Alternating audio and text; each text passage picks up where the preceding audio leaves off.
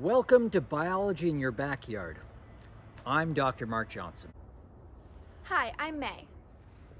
Hi, I'm Oscar. And today we're going to be talking about signs of spring that you can find on your property, that's around your house, near your apartment, condominium, or townhouse. It's early April and the snow hasn't been gone that long, but there's already lots of signs of spring out here in Ontario, Canada. And today we're going to be exploring those signs of spring. We're going to be using our hands, our eyes, we're going to be using our nose, and we're going to be listening for things. And we're going to be doing this together. So let's use all of these senses and find some signs of spring together. Let's go.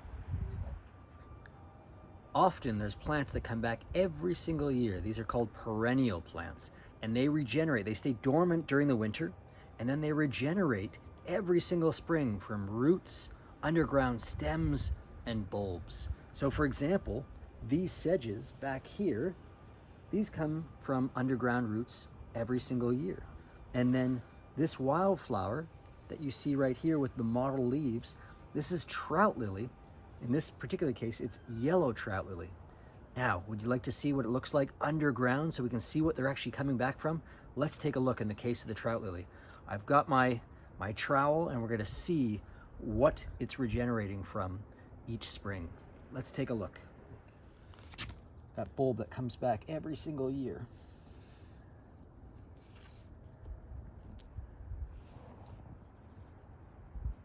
Oh, it's so deep. Gotta get down right at the base there. Got it. Gently, because I'm going to try to put it back as well. See that little bulb that it came from? So there's some roots here, but the plant regenerates from this bulb every single year. Can you find a plant with a bulb and see what that looks like? And here's some plants with some underground stems. In this case, this is a goldenrod called tall goldenrod. And this is growing in a garden that I didn't really want to have it. So I'm going to dig it up so we can see what it looks like underneath the ground. I'm going to take my trowel here, dig underneath these leaves. Oh, it's really tough. Oh, wow, look at this. So this is that underground stem.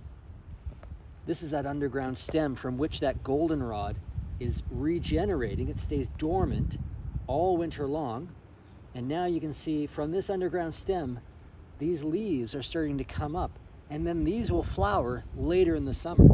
But this is the structure from which they come from underneath. Another sign of spring are plants germinating to form seedlings like this one right here. This is actually a tree seedling. This is a sugar maple seedling, and it's grown up from the maple keys and seed. So here's a maple key from last summer, and this is where the seed was contained. And this little seedling came from a seed much like that one, and then rooted in the soil, and is just germinated in the last 2 weeks. And so what you see here is that young seedling, and these leaves right here are the very first leaves. People often refer to these as the seed leaves, better known as cotyledons. And these cotyledons contain the energy these plants need to start their growth, but they're also the first leaves that start to photosynthesize. That fancy word is that process by which plants turn the sun's light into energy by taking carbon dioxide out of the air and using the sun's light to power making sugars from that carbon dioxide in combination with water. Oh, here's some plants that have been dormant all winter long that are coming up. This is wild ginger, which we plant in our garden. And you can see that the leaves are unfurling here. If we get in really close, you can see that they're really hairy. And then as they expand, they're going to be heart-shaped. They've been underground all year long and are just starting to come out right now. Now, this plant is one of the earliest to flower. You can see its dark burgundy flowers right there. Let's see.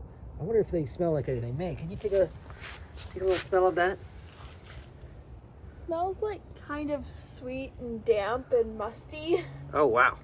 And then this is called wild ginger. And scratch right here, May, and bring that to your nose and tell me if you scratch a little bit of that off. Oh, it smells like ginger. Yeah, and that's where it gets its name. Hey, look at this blue cohosh I found right here. Ooh, look at that color. It's a wonderful indigo color. It's coming up from these underground roots. And there's another plant. Oh, I know what this one's going to be. This one right here is going to be Jack in the Pulpit when it comes up. And over here, we have spring beauties that are just starting to emerge with these narrow linear leaves. And you can see right here, the flower clusters will be flowering next week. So we'll watch for those. Some of the earliest flowers in the year. One of the wildflowers that we've planted in our garden is Hepatica, and you can see their flowers are some of the very first to come out.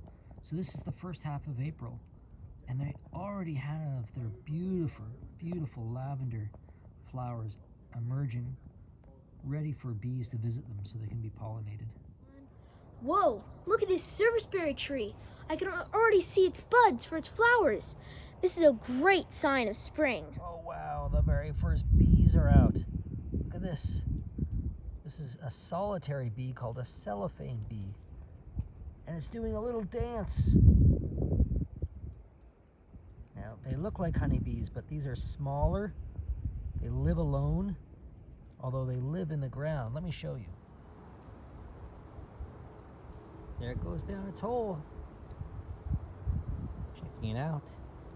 Making sure it's well excavated so it can lay its eggs down there. Look at all the bees.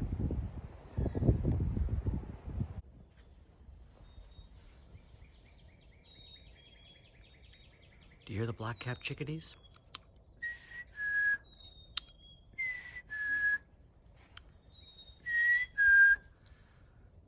That's their two-note spring song. You only hear that in the spring and during their breeding season. And then off in the distance, we were hearing a cardinal there.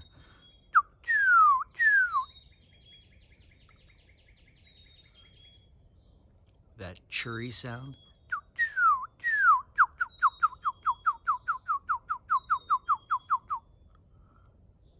Let's listen one more time.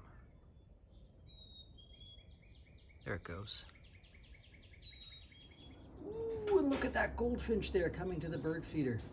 That's a male that's coming in to its summer plumage. That bright yellow and black it uses to attract female mates. And you can see a female on the right-hand side, just behind that bar. And you can hear the goldfinch singing in the background. Do you hear that? There they go.